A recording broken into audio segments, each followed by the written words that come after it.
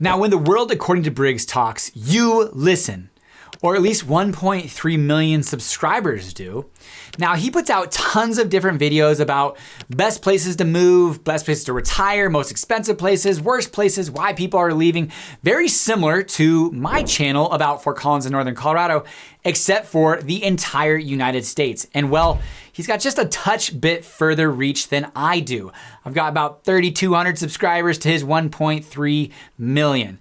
So it's always interesting because he can leverage some of that information as he did in his video, Top 30 States Where People Want to Move, where he sent out a survey to all of his subscribers and 3,000 people responded. They had the option to choose one of 120 places where they would like to move, and these were the top 30, and Fort Collins did find its way on the list. My name is Patrick Soukup, and this is the Living in Fort Collins YouTube channel where you come to learn everything there is to know about Fort Collins, Northern Colorado, eating, sleeping, playing, and maybe a top place to move to and live in the United States. Now, if you're considering relocating or buying, selling, investing in the area, give my team and I a call, text, or email, or potentially scan the QR code, which will take you to a Calendly link that you can schedule an intro Zoom call. We've helped hundreds of families relocate to the area and believe ourselves to be somewhat of an expert. And actually, I will say this because it's exciting. We were just ranked by the Coloradoan, our local newspaper, as the best brokerage in Fort Collins. So pretty excited about that. And but moving on, this is the top 30 cities in the United States. All right, so Fort Collins landed at number 24 on this list. And in reality, he really didn't actually go too in depth with that discussion. He said Fort Collins is the nerdier, cooler, less snobby cousin of Boulder. And we did have another city in Fort Collins land on this list at Colorado Springs at number 7. He did suggest that he was shocked that Grand Junction didn't end up on this list, but regardless, we did have 2 end up on this top 30 list, which is much better than the top place to live in Colorado from US News and Report of like 150th in the United States, which we've already done that response video and I've already let my emotions be heard on that. So again, I was excited to see this on there because obviously I'm biased. I'm born and raised here in Fort Collins.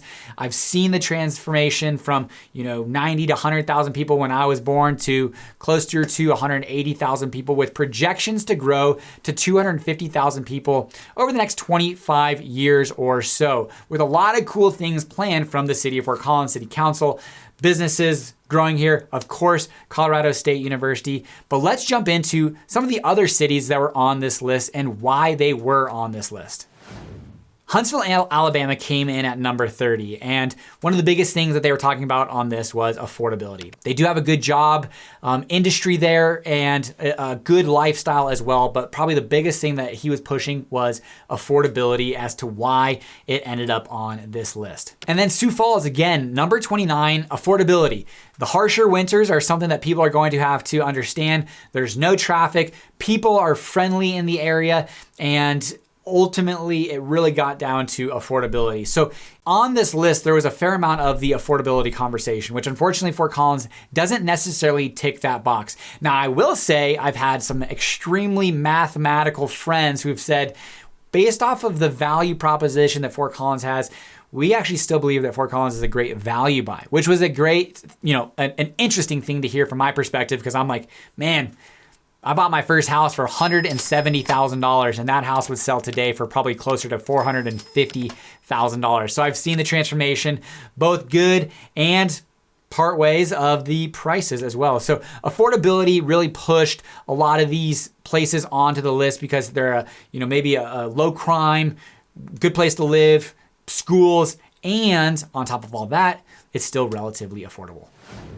At the top of the list, number 3 was Raleigh, number 2, Boise, and number 1 was Fort Wayne, Indiana. We had a client move here from Indiana, and I've yet to send him this video saying, hey, look, you just left the number 1 place as far as top cities where people want to move to Fort Collins, Colorado.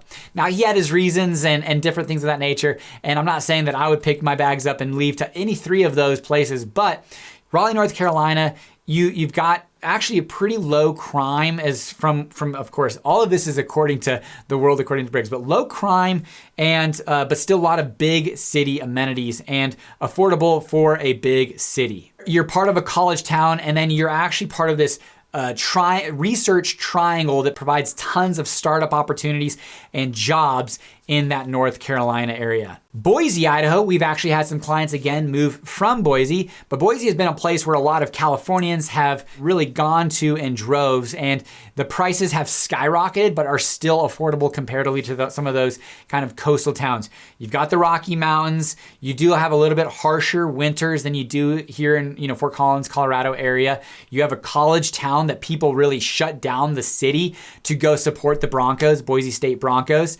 And overall, it's a great place that people find themselves moving to, relocating to, a lot from California. And then number 1 was Fort Wayne, Indiana. Now, what he suggested here was this is actually a stable area, and that's not a bad thing because, well, maybe it's not getting the explosive growth that then compounds, prices of homes.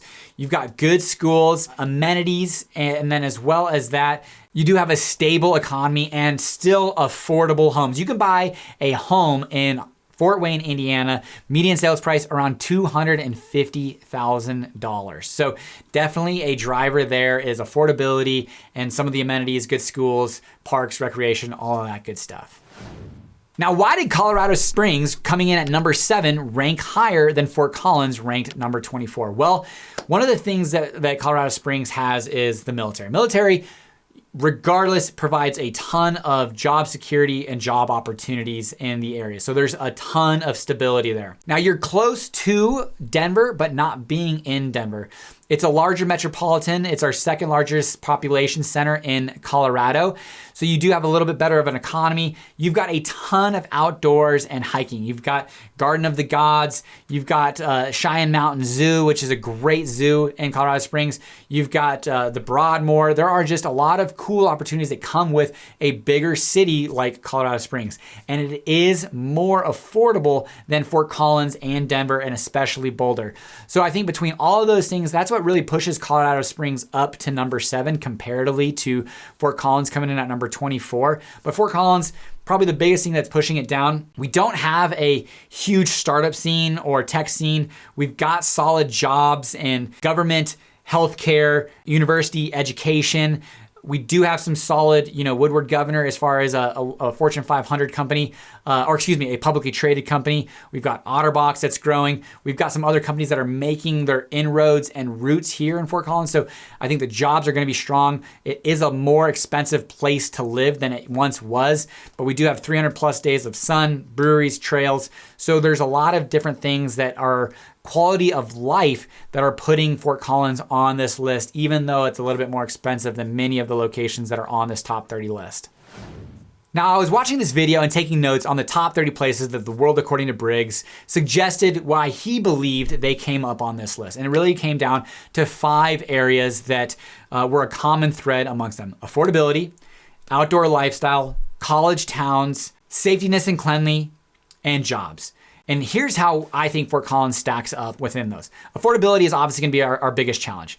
The median sales price for a single family detached home is gonna be right around $610,000 to $620,000. That's gonna get you roughly 2,300 square feet, 4 bed, 3 bath, 2 car garage, built in the 1990s.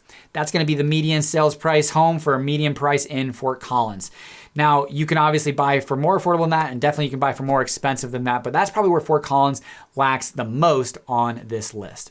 But we compare that against the outdoor lifestyle that Fort Collins has. And I have done different videos about what you can do during the winter, things to do in Fort Collins.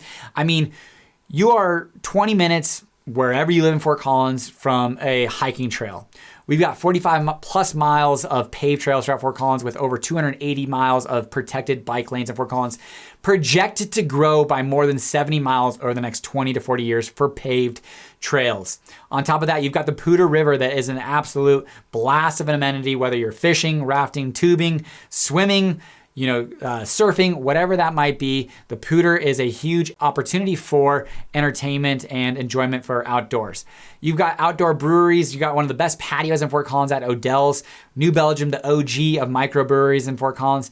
And then of course, Rocky Mountain National Park is just out our back door, about 45, 50 minutes away from Fort Collins. But outdoor lifestyle, and specifically lifestyle in general, is what generally drives people's decision and motivation to move to Fort Collins and Northern Colorado. College towns. Well, hey, we got Colorado State University. Our football team's not doing that great this year, but you know, there are other things that are wonderful about College Town: the energy, the jobs, the security. 35,000 students, about 8,000 employed at Colorado State University. It's a wonderful tier 1 research institution. So I'm glad to see that on there because Madison, Wisconsin was on there, Raleigh, North Carolina, amongst others, Boise, Idaho. A lot of college towns found their way on that list. In fact, that same friend that I told you about earlier that said, you know, Fort Collins is actually still a pretty decent value buy based off all of the amenities.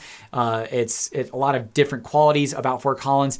That same person, his lists, all of them were college towns. So that's something interesting to consider. Safety and cleanliness. That is one thing that people come into Fort Collins and suggest right away they notice. Our streets, our medians, our curbs, our gutters are always very clean. Safety. Now this is actually one that I got called on the carpet on from an individual moving from the Southeast, and he asked, hey Patrick, what are your thoughts about this neighborhood? I said, well, you know, it's definitely a really safe area. And he said, whoa. That's a cop-out because there are no areas in Fort Collins that aren't safe, especially compared to the area that I'm moving from. And I said, well, okay, you know, that might be the truth. And I will say that overall, safetiness in Fort Collins, I just did a video of how is Fort Collins doing according to Fort Collins, and many people, our scores are increasing about how they feel at Fort Collins at night, downtown during the day, downtown at night.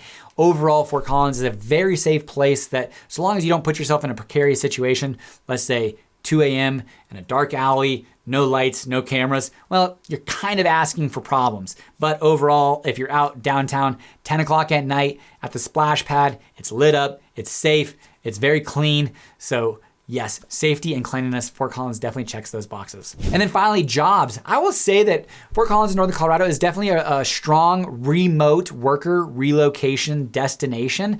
But additionally to that, there is the Colorado State University that we are really focusing on fixing the brain drain.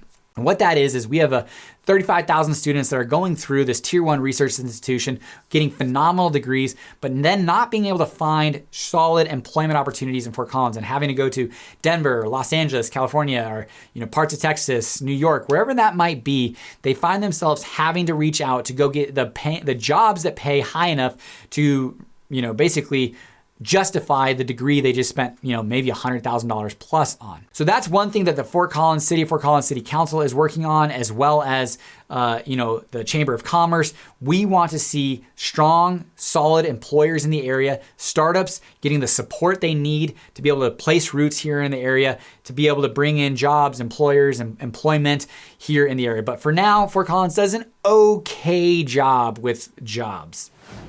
So overall, Fort Collins came in at number 24 on this list of 30 of the best cities in the United States, according to the World According to Briggs' survey that had 3,000 people or so respond to it. Now, I am excited to see that. It can bring my emotions down because, hey, ultimately, if Fort Collins is the right place for you, that's great. If it's not, that's okay too. Colorado Springs might be that, or Boise, Idaho. And this is what is an opportunity for you to do the research based off of, from my perspective, somebody born and raised here in the area, why I believe that, yeah, some of those rankings are totally justified because it looks like, hey, affordability is pushing a lot of these rankings higher. Fort Collins doesn't necessarily score super great on affordability, but quality of life, lifestyle, cleanliness, all of those different things, absolutely. College town, Fort Collins has got it knocked out of the park. Now, if you're considering relocating to the area, give my team and I a call, text, or email, or scan the QR code because there's about 46% of you that are watching these videos on TV. So just take a picture with your phone, click it, schedule it on Calendly, take you to the Zoom call. Let's have an intro call and help you on your path to relocating to Northern Colorado. Otherwise, until next time, everybody, take care.